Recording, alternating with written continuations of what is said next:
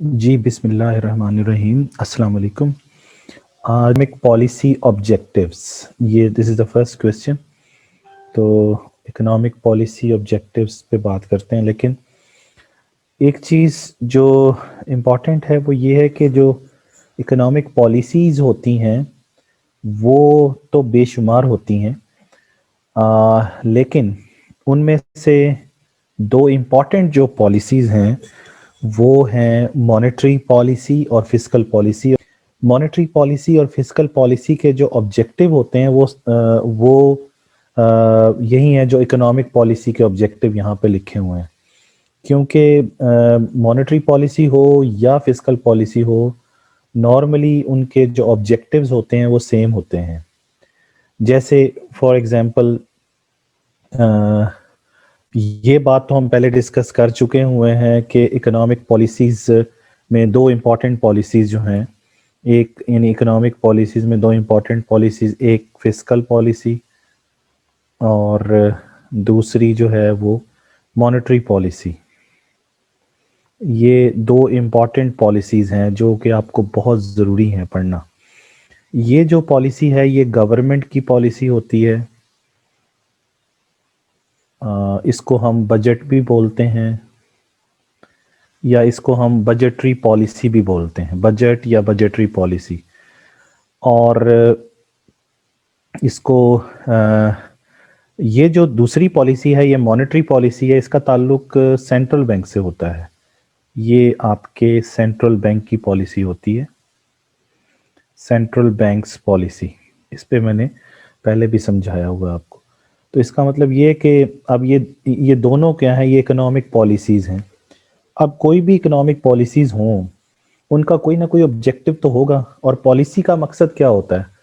Policy का मकसद ये होता है कि आपने इकोनॉमिक इश्यूज को सॉल्व करना है। उसके लिए आप डिफरेंट जो है वो अपने सॉल्यूशन बताते हैं। तो सॉल्यूशन के बताते हैं आप उसके अंदर। लेकिन इकोनॉमिक पॉलिसीज के ऑब्जेक्टिव क्या होते हैं? मेन ऑब्जेक्टिव तो यही है जो यहाँ पे आपको नज़र आ रहे हैं, ए बी सी और डी के अंदर। ये चार मेन ऑब्जेक्टिव होते हैं किसी भी इकोनॉमिक पॉलिसी के, यानी चाहे वो फिस्कल पॉलिसी हो या मॉनेटरी पॉलिसी हो। मैंने आपको पहले भी ये डिस्कस किया था कि जैसे इंसानी जिस्म को बीमारियां लगती हैं ना, टीबी हो जाती है या बुखार हो जाता है या कोई एड्स हो जाती है या इस तरह की कैंसर हो जाता है, इस तरह की बीमारियां लगती हैं। तो इसी तरीके से इकोनॉमी को भी बीमारियां लगती हैं।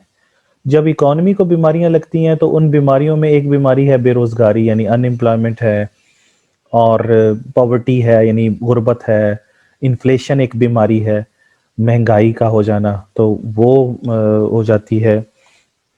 इसी तरीके से और भी बहुत सारी इकोनॉमिक इश्यूज हो सकते हैं। तो जब ये बीमारियां इकोनॉमी को लगती हैं तो उसका क्या चाहिए होता है? हल चाहिए होता है। तो हल के लिए जो है वो पॉलिसी चाहिए। हल हल क्या बताती है? हल इकोनॉमिक पॉलिसी उन बीमारियों का इलाज बताती है। और तो इकोनॉमिक्स के अंदर दो बड़ी इंपॉर्टेंट पॉलिसीज हैं, एक फिस्कल पॉलिसी और एक मॉनेटरी पॉलिसी। जिस तरह हम लोगों को बीमारी लगे तो हम या एलोपैथी की तरफ जाते हैं या होम्योपैथी की तरफ चले जाते हैं, ऐसे ही है ना। तो हमारे पास भी फॉर एग्जांपल अगर दो तरीका इलाज हैं तो एलोपैथी के अपने जो है वो फायदे नुकसानात हैं और होम्योपैथी के अपने फायदे नुकसान है। इसी तरीके से फिस्कल पॉलिसी भी इकोनॉमी के मसाइल का हल है, मॉनेटरी पॉलिसी भी इकोनॉमिक प्रॉब्लम्स का सोल्यूशन है। ये दोनों जो पॉलिसीज हैं ये जो इकोनॉमी को बीमारियां लगती हैं उनको उनका सोल्यूशन है। इसीलिए दोनों जो पॉलिसीज हैं उनके ऑब्जेक्टिव्स में ये चार ऑब्जेक्टिव शामिल हैं। लेकिन ये जरूरी नहीं है कि दोनों इनमें से दोनों फोकस भी इन्हीं पर ही करें। यानी फिस्कल पॉलिसी मेकर्स भी वही ऑब्जेक्टिव को फोकस करें जो कि मॉनेटरी पॉलिसी मेकर्स रख रहे हैं, ये अलग कहानी है। लेकिन इन्हीं ऑब्जेक्टिव्स में से ही उन्होंने कोई ऑब्जेक्टिव जो है वो अटेन करना है। जैसे फॉर एग्जांपल मैंने आपको कहा कि चार मेन ऑब्जेक्टिव हैं जिनको इकोनॉमिक पॉलिसी चाहती है कि वो अटेन कर लें। तो इसमें पहला ये है कि इकोनॉमिक ग्रोथ पे आ जाएं। अब मॉनेटरी पॉलिसी भी ये चाहती है कि इकोनॉमिक ग्रो करे, और फिस्कल पॉलिसी भी ये चाहते हैं। तो इकोनॉमिक ग्रोथ का जो ऑब्जेक्टिव है, ये दोनों पॉलिसीज का ऑब्जेक्टिव है। तो इसलिए, और ग्रोथ होनी भी किस तरह चाहिए, इन रियल टर्म्स होनी चाहिए, not in terms of inflation, के सिर्फ कीमतें बढ़ने की वजह से आपको ग्रोथ नजर आए। रियल टर्म्स वो होती है जो कि कीमतों को उसमें से डिडक्ट करके, या कीमतों का इफेक्ट उसमें से जायल करके, फिर जब आप बताते हैं कि वाकई पाकिस्तान की अगर बात करें तो पाकिस्तान की जीडीपी या पाकिस्तान की नेशनल इनकम बहुत ज्यादा उसमें इजाफा हो रहा है, तो या उनकी नेशनल इनकम में इजाफा हो रहा है, तो फिर हम कहते हैं कि इकोनॉमी ग्रो कर रही है। तो या इन अदर वर्ड्स हम ये कहते हैं कि इकोनॉमी जो है उस वक्त ग्रो करती है जब आपकी पर कैपिटा इनकम बेहतर हो रही होती है। जैसे यहाँ पर उन्होंने बताया कि नेशनल इनकम पर हेड ऑफ द पॉपुलेशन।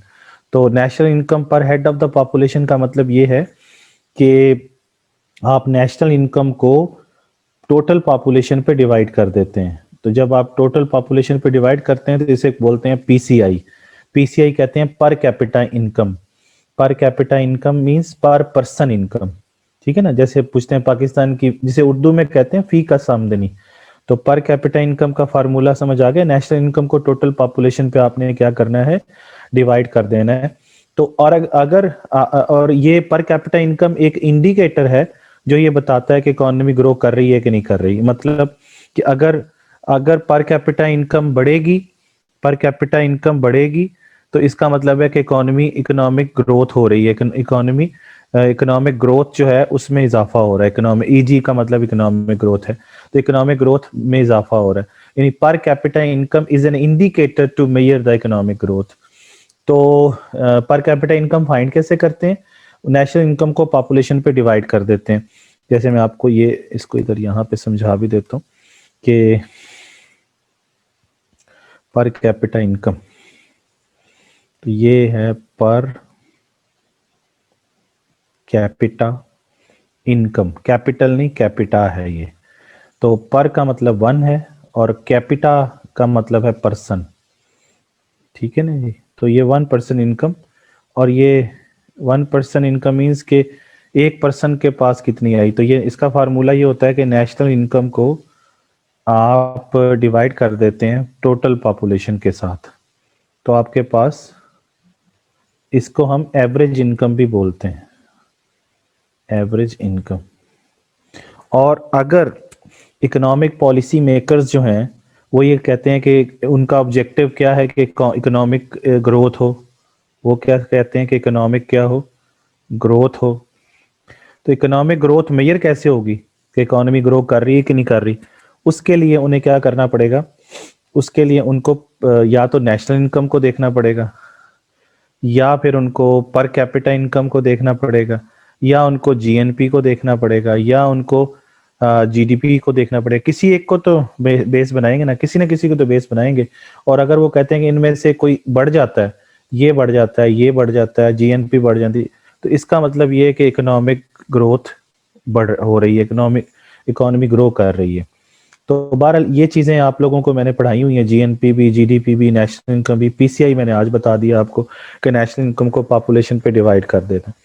कोई भी पर कैपिटा फॉर्म में आपने कोई चीज निकालनी हो ना, तो उसका तरीका ये है कि उसको आप पॉपुलेशन से डिवाइड कर दें। जैसे मैं आपसे कहूं कि पर कैपिटा जीडीपी क्या होगी, पर कैपिटा जीडीपी, तो आप कहेंगे कोई मसला नहीं, GDP divided by total population, ठीक है ना जी। तो पर कैपिटा फॉर्म में निकालने के लिए क्या करना है, जो चीज इधर आ रही है उसको पॉपुलेशन से डिवाइड कर। जैसे यहाँ था पर कैपिटा इनकम था, तो हमने क्या किया था, नेशनल इनकम लेके पॉपुलेशन पे डिवाइड कर दिया था, ठीक है ना जी।